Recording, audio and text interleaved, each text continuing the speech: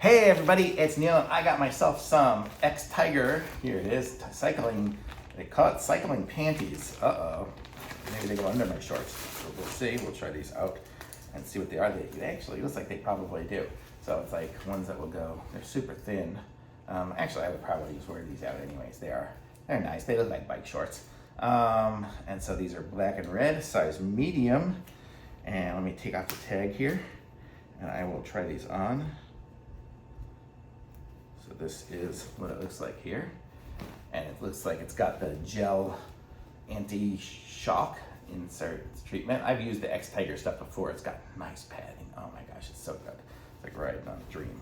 But okay, and then it's got the elastic sides here, but let me go try these on here. You guys can watch as I change. How nice is that?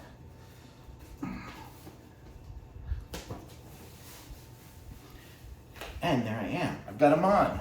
Hey, so quick. Okay, so let's see if I can aim you guys a little bit down here, and here I am. So there it is. So I'm wearing them now. I'm close to 190 pounds. I got a medium, and so I got the padding right in the right place here on my sit bone. I've got the tightness here, which is good. It's got like the little rubbery kind of elastic stuff to hold it on, and the top up here. Maybe I should have gotten a large. I don't know.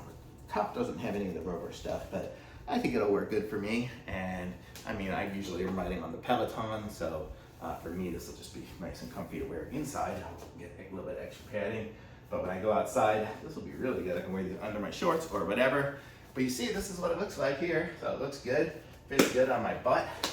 So I like these. They got a good fit to them. They got a good feel. I like my stuff kind of tight, so it's got a good tight feel. So, I mean, I guess with cycling, everybody probably does, so you don't get chafing and whatnot. But it's got a good fit, so thumbs up for me.